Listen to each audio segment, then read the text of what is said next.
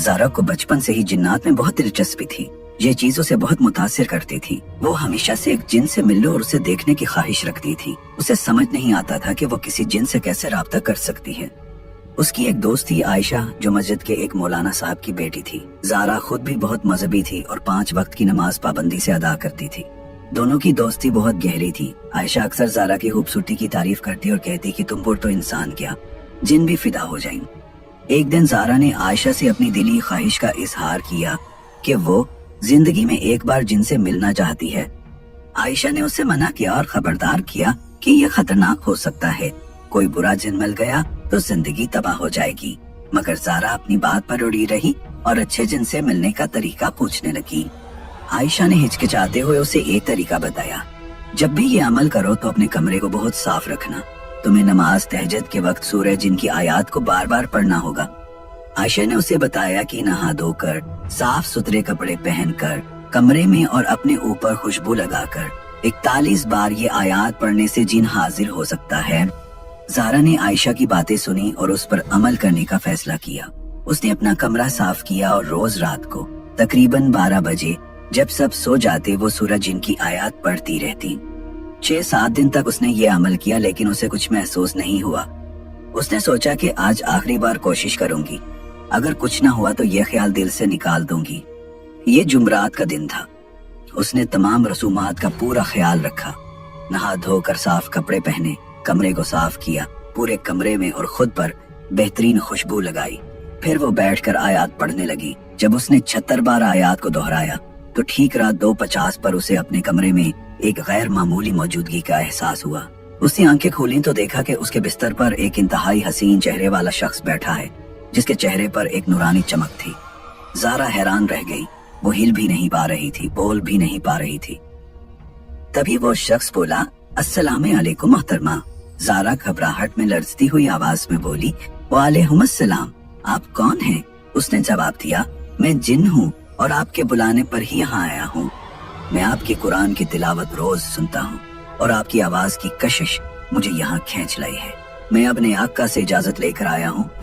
आप कुछ बोल क्यों नहीं रही हैं? आपके मन में मेरे लिए बहुत सारे सवाल थे। ज़ारा कुछ भी बोल ना पाई। वो तो उसके नूरानी चेहरे और नीली आंखों में खोई हुई थी। उसे लगा जैसे वो किसी दूसरी दुनिया में आ गई हो।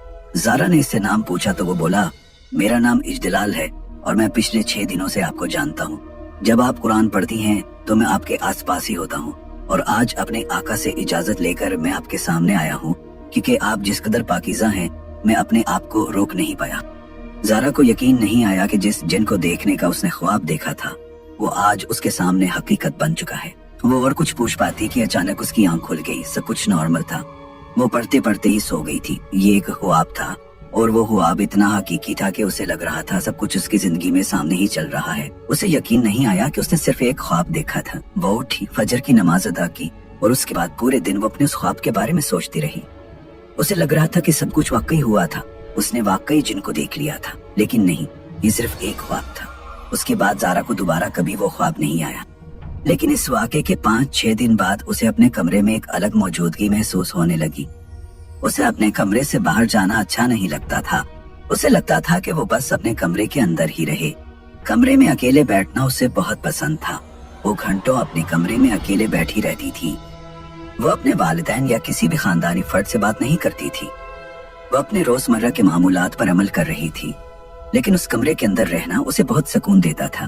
वो उस कमरे से बाहर निकलना ही नहीं चाहती थी।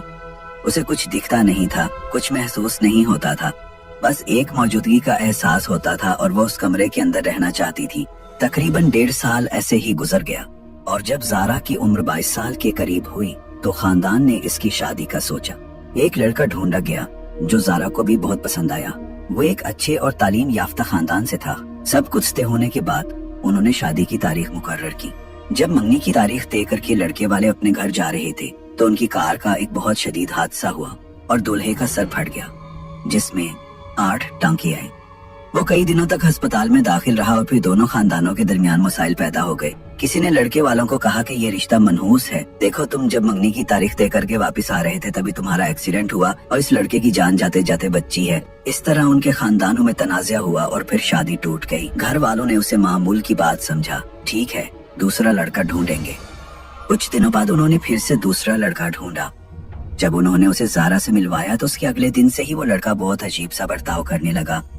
वो ज़ारा का नाम लेते ही घबरा जाता था, कहता था नहीं नहीं नहीं, मुझे उससे शादी नहीं करनी, वो बहुत खतरनाक है। पता नहीं क्यों वो लड़का उसे डरा करता था। ये शादी भी मुस्तरद हो गई। फिर जब उसके वालिद ने तीसरा लड़का ढूंढना शुरू किया तो एक रात को उसके वालिद को एक ख्वाब आया। इस ख्वाब में एक बहुत ही खतरनाक चेहरा उनके सामने आया और उन्हें बोला कि तुम्हारी हिम्मत कैसे हो रही है ज़ारा के लिए लड़के ढूंढने की। ज़ारा सिर्फ मेरी है, तुम्हें समझ नहीं आता है। मैं यहाँ हूँ और ज़ारा को मेरे अलावा और कोई नहीं ले जा सकता है। मैं ज़ारा को पसंद करता हूँ। और इतना कहकर वो ख्वाब टूट गया। ज़ारा के वालिद उठे, उनके लिए भी ये बहुत हकीकी ख्वाब था। वो सुबह उठे और सीधे एक हजरत साहब के पास गए जिन्हें वो जानते थे। उन्होंने हजरत साहब से बातचीत शुरू की। हजरत साहब उनके घर आए, सब कुछ देखा और उनसे कहा कि आपकी बेटी के पीछे एक आशिक जिन पड़ा हुआ है और वह उसका पीछा नहीं छोड़ना चाहता, उसका साथ नहीं छोड़ना चाहता है, इसीलिए आपके घर में ये सब हो रहा है। उसने आपकी बेटी से अपने तरीके से ही शादी कर ली है और आप कोई और दूसरा मर्द उसके पास भी नहीं आ सकता है। ये सुनते ही ज़ारा को एकदम से सदमा लगा और वो वहीं बेहोश हो गई। सारे घर वाले उसे अस्पताल ले गए और जब अस्पताल में उसने आंख खोली तो हजरत साहब और फैमिली वहीं पर खड़ी थी। अब ज़ारा ने अपनी फैमिली को बताया कि इसने ये गलती की थी, अब कुछ नहीं हो सकता था, पूरी फैमिली को उसका साथ देना था। तो हजरत साहब ने इससे कहा कि तुम रोजी आयतें पढ़ा करो और इसके अलावा आप लोग इसको लेकर अजमेर शरीफ जाओ और वहीं से उसका छुटकारा हो सकता है। लेकिन उस दिन के बाद से इनकी मुश्किलात बढ़ने लगी। अब ज़ारा इस कमरे के अंदर कैद रहती थी। इसे कोई ऐसी ताकत थी जो बाहर नहीं निकलने दे रही थी। उसे लगता था कोई उसे मुसलसल देख रहा है और उसे कुछ कहना चाहता है। लेकिन जब वो नमाज पढ़ा करती थी तब ये सारी कैफियत खत्म हो जाती थी। इधर उनकी फैमिली के अंदर ज़ारा के वालिद का कारोबार नुकसान में जाने लगा। फैमिली के अंदर छोटी छोटी बातों पर लड़ाइयाँ होने लगी जो वो नहीं चाहते थे। सब लोगों को समझ में आने लगा कि जो हजरत साहब कह कर गए थे वो बिल्कुल सही है और फिर बिना देर किए ये लोग अजमेर शरीफ पहुंचे। वहां जाने के बाद उनके हाथों पर एक तावीज बांधा गया और बोला गया कि इस तावीज को उतारना नहीं, ये अपने आप खुद टूट कर गिर जाएगा। लेकिन वहां से आने के बाद उनकी परेशानियां और बढ़ना शुरू हो गई। रात के वक्त ज़ारा को अपने कमरे में बहुत अजीब सी आवाजें आती थी। ये आवाजें उसने खुद अपने फोन में रिकॉर्ड की, यहाँ तक कि उसकी फैमिली ने भी ये आवाजें सुनी थी। ज़ारा की तबीयत धीरे धीरे बिगड़ने लगी। वो बहुत ज्यादा कमजोर हो गई थी, खाती नहीं थी। कोई जबरदस्ती खिलाता तो इसे खाना खाने का मन नहीं करता था। अगर जबरदस्ती खिला भी दिया तो वो उल्टी कर देती थी। डॉक्टर्स को दिखाया, सब कुछ किया, सारी रिपोर्ट्स नॉर्मल थी, लेकिन उसकी तबीयत ठीक होने का नाम नहीं ले रही थी। फिर उसके वालिद ने वापस दरगाह शरीफ के हजरत साहब से राब्ता किया और उन्होंने ज़ारा को दोबारा अजमेर बुलाया। इस बार उनकी पूरी फैमिली के सामने उन्होंने उस जिन को बुलाया और पूछा, क्यों परेशान कर रखा है तुमने इस बच्ची को? तो उसने बताया कि मैं उसे पसंद करता हूँ। उसने मुझे बुलाया था और उसकी आवाज में एक ऐसी कशिश है कि मुझे उससे पता नहीं क्यों ऐसी चाहत हो गई। आज तक किसी और मखलूक से मुझे ऐसी चाहत नहीं हुई। ये जो कहेगी मैं वो करने को तैयार हूँ, लेकिन किसी भी कीमत पर कोई भी मुझे उससे अलग नहीं कर सकता है।